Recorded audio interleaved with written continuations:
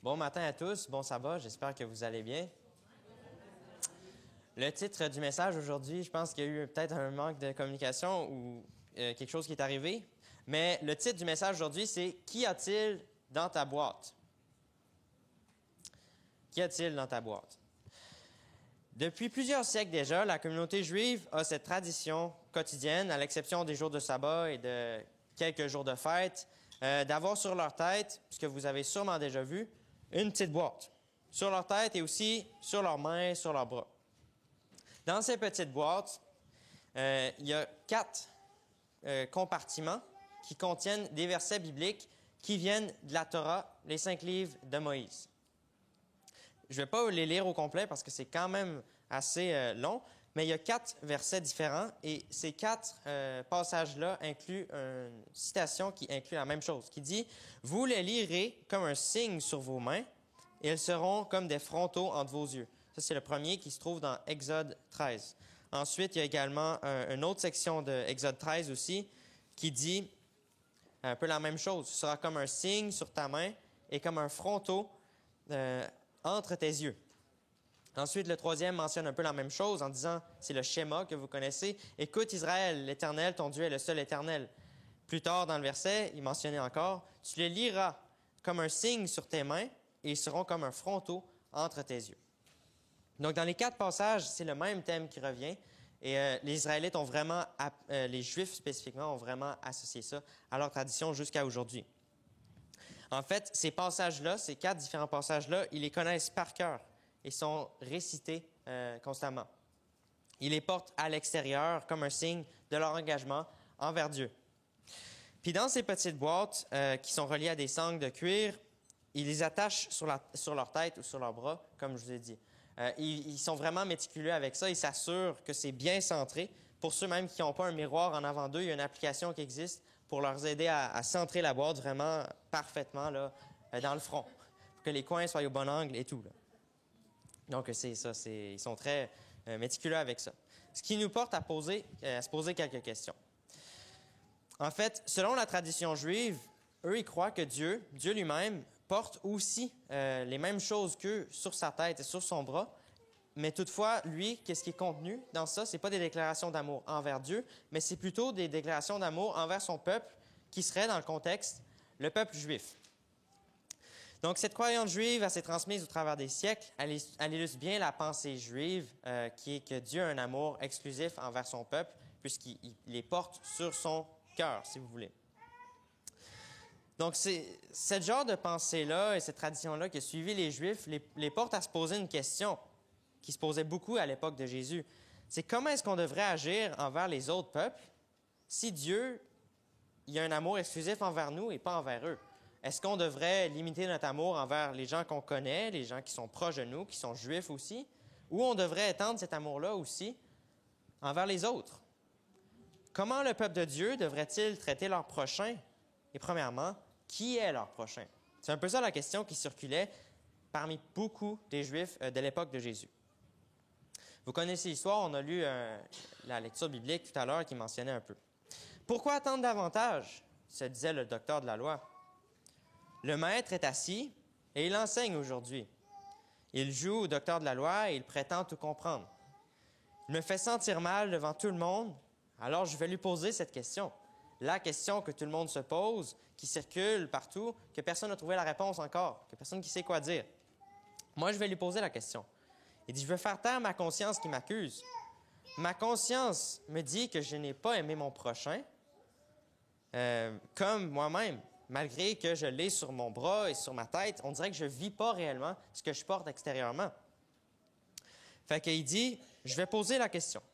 Il dit, moi, je suis un docteur de la loi. Alors lui, s'il est un docteur de la loi aussi et qui est meilleur que moi, ben, il va savoir la réponse à la question. Le docteur de la loi pose donc sa question à Jésus. Qui est mon prochain? Parce qu'il voulait se justifier. Je me sens mal, j'ai l'impression de ne pas être en mesure de garder la loi. Et quand Jésus parle, je sens qu'il me manque quelque chose. Alors, comment expliques-tu cela? Il attendait de voir c'est quoi la réponse que Jésus allait donner. Il dit, est-ce que Jésus allait mépriser leur loi, et non seulement leur loi, mais leur tradition aussi? Ne reconnais-tu pas toi aussi les exigences infinies de la loi et que c'est impossible de les garder? » Donc, bien que Jésus savait que le docteur de la loi posait cette question pour essayer de le piéger et pour en même temps se justifier, Jésus lui a quand même donné la parole parce qu'il savait que, sincèrement, dans son cœur, ce docteur de la loi-là, il cherchait à connaître la vérité. Donc, malgré qu'il savait que c'était les pharisiens qui l'avaient envoyé pour poser cette question-là spécifique pour le piéger, il a quand même donné une opportunité parce qu'il savait que les gens qui étaient présents, non seulement les gens, mais aussi ce docteur de la loi-là, avaient réellement l'intention de comprendre et d'appliquer ce qu'il allait écouter de ce que Jésus allait dire. Fait que pour répondre à sa question, qu'est-ce que Jésus fait? Il décide de lui raconter une histoire. Vous connaissez bien, c'est l'histoire du bon Samaritain. Il a essayé d'aider le docteur de la loi à penser en dehors de la boîte, si vous voulez. Donc, Jésus mentionne qu'un homme descendait de Jérusalem à Jéricho. Donc, il dit qu'il descendait parce que Jérusalem est à peu près 2300 pieds, ou 700 mètres, si vous voulez, en haut du niveau de la mer, et Jéricho est à 400 mètres en dessous du niveau de la mer. Fait que c'est un chemin de 30 km qui descend quand même pas mal, là. Puis ce chemin-là est reconnu, en fait, jusqu'à aujourd'hui. Depuis le 5e siècle, on nous mentionne qu'on appelait cette route le chemin ensanglanté.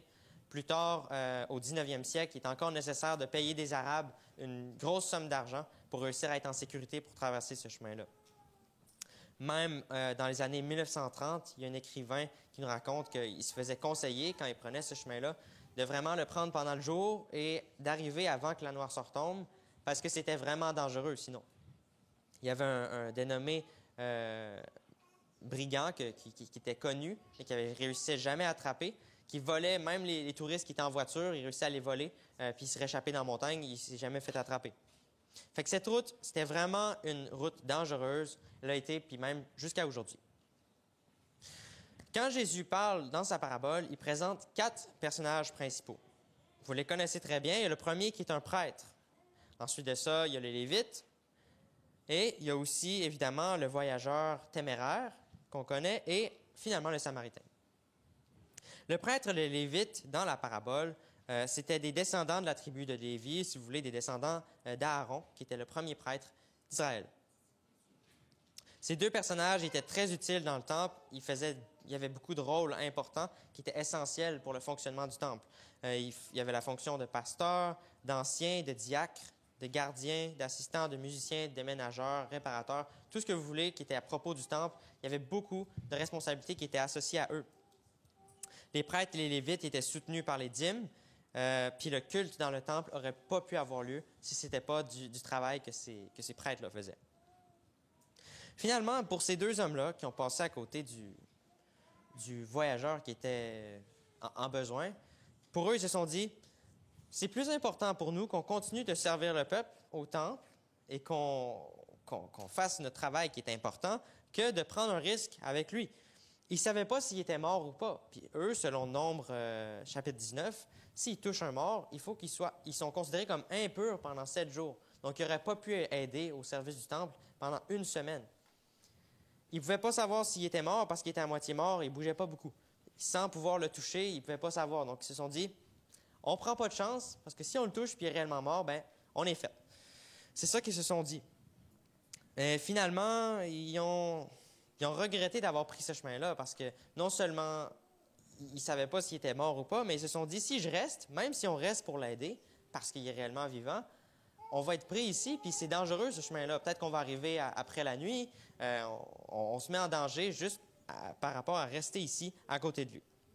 Donc pour eux, ils se sont dit que d'aider leur prochain, il ne fallait pas que ça les mette en danger non plus. On continue. Lisons rapidement Deutéronome 22, verset 4. Deutéronome 22, verset 4. Ces 2 hommes ont-ils réellement pensé d'observer la loi en laissant cet homme-là? On sait que les Juifs aimaient ça beaucoup, jouer avec la loi, jouer avec ce qu'ils lisaient pour réussir à apaiser leur conscience, autrement dit. Deutéronome 22, verset 4 nous dit « Si tu vois l'âne de ton frère ou son bœuf tomber dans le chemin, tu ne t'en détourneras point, tu l'aideras à le relever. » Donc, dans ce contexte-là, non seulement ce n'était pas un âne, mais c'était un homme, c'était un humain. Il aurait dû quand même l'aider selon la loi. La loi est claire, et même si ce n'est pas un animal, c'était ce qu'il devait faire. Même s'ils étaient convaincus de ça et qu'ils se sont dit on aurait dû prendre un autre chemin pour ne pas se sentir mal, ils ont quand même continué leur chemin. Ils ont essayé d'oublier ce qui s'était passé. Ensuite de ça, dans l'histoire, Jésus intègre un Samaritain. Pour les Juifs de cette époque-là, ils étaient contents. Ils ont dit, bon, voilà le coupable. On sait maintenant qu'est-ce qui est arrivé à cet homme-là. On sait que c'est le Samaritain qui a fait du mal. C'est pour ça qu'il est là, sur le bord du chemin, et qui est dans la misère. Mais c'est pas pour rien que Jésus mentionne justement le Samaritain dans cette histoire-là et qu'il l'ajoute à ce moment-là. On commence à l'aimer. On se dit, coudonc, Jésus, est-tu de notre bord aussi? T'sais? Finalement, lui aussi, est-ce qu'il déteste les païens? Mais non. Jésus le présente comme quelqu'un rempli de compassion. Cet homme se donne entièrement au service de l'autre. Quel contraste frappant.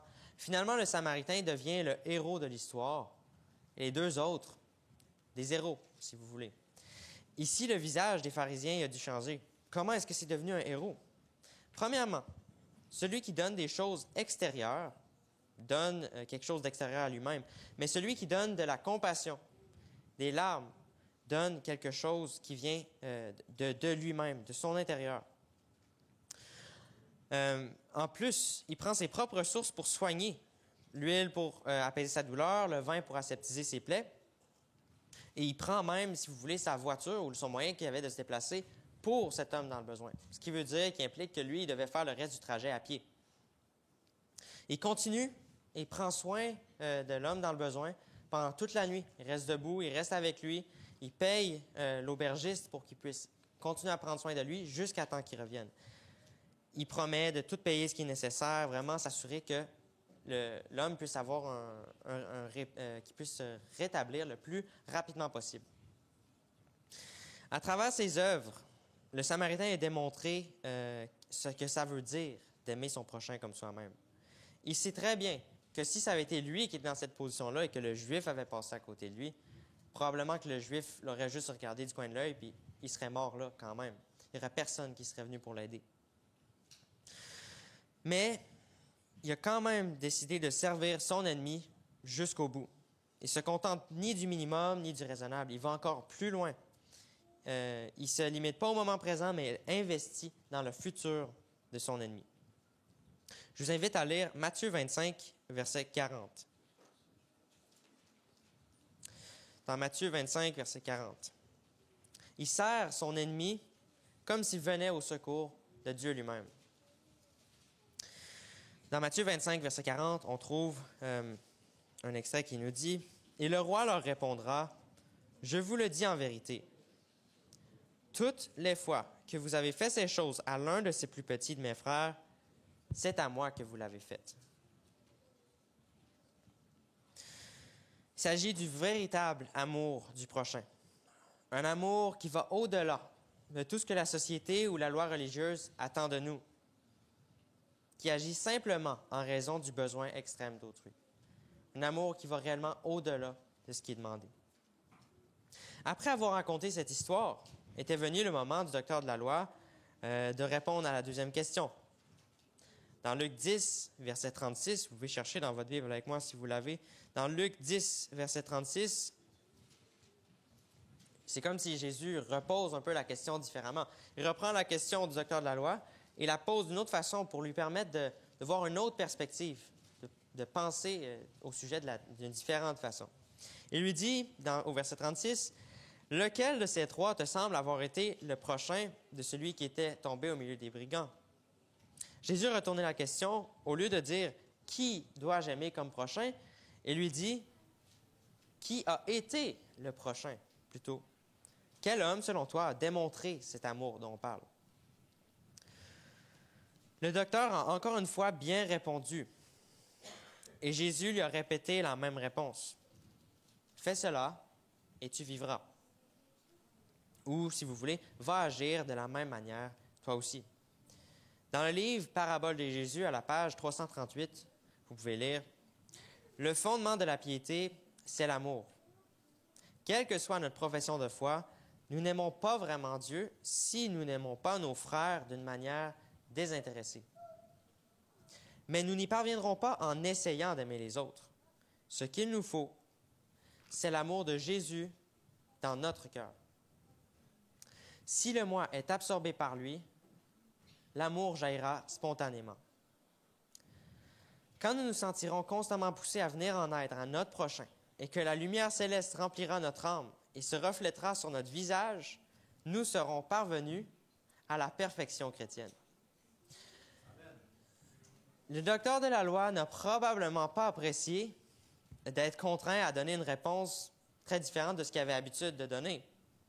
Surtout qu'il ne voulait pas, mais il a quand même dû admettre ce qui était logique et qui était évident devant tout le monde. En répondant, il a non seulement condamné sa propre nation, mais aussi ceux qui devaient être les exemples. Il n'a certainement pas apprécié le fait de devoir féliciter un Samaritain d'avoir fait le travail qu'eux devaient faire. Vous pouvez détester, ignorer, négliger votre frère et vous justifier en ne faisant pas ce que vous savez que Dieu réclame de vous, tout en prétendant être un chrétien. Mais sachez que vous n'en êtes pas un parce que vous avez quelques versets bibliques mémorisés dans votre tête et un certificat de baptême. C'est la pensée que je retrouve dans Jésus-Christ à la page 499, le 4e paragraphe. On y lit « Beaucoup de ceux qui font profession de porter son nom, des bons chrétiens, ont oublié que le devoir des chrétiens est de représenter le Christ.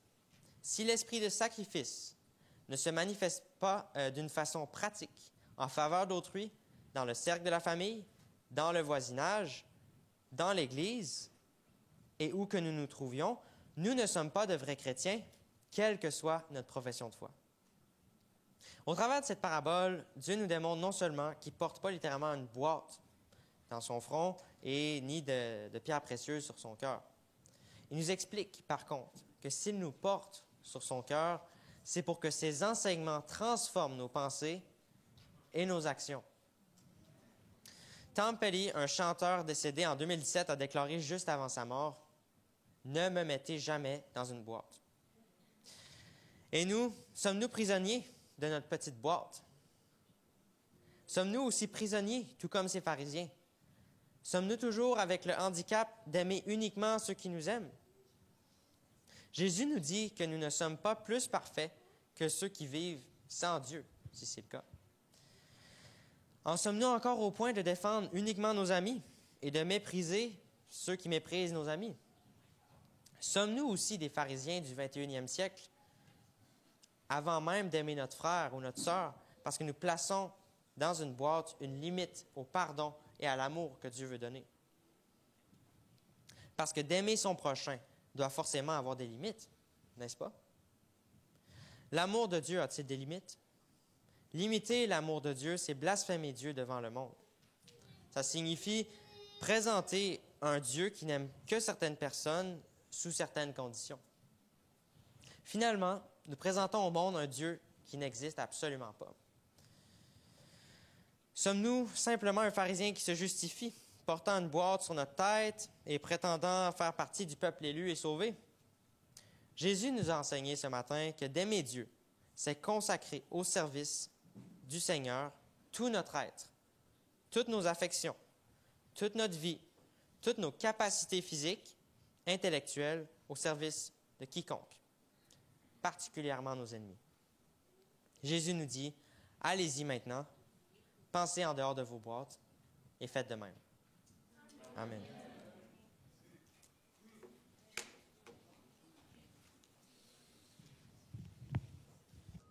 Prions.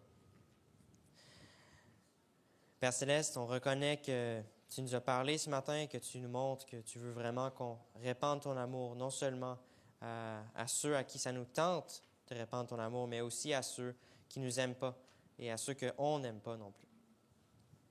Je prie que tu puisses faire ça dans notre cœur, faire ce travail, pardonner nos défauts de ce côté-là et que tu puisses travailler dans notre cœur, réellement nous remplir de ton amour et qu'on puisse être des lumières partout où tu vas nous envoyer durant cette semaine. Je prie que tu sois avec chaque personne ici qui a une situation particulière dans sa vie, que tu puisses les aider à surmonter cette épreuve et pouvoir te glorifier par la suite. Je prie que tu sois avec nous pour le restant de cette journée de sabbat et que tu nous bénisses. Au nom de Jésus, amen.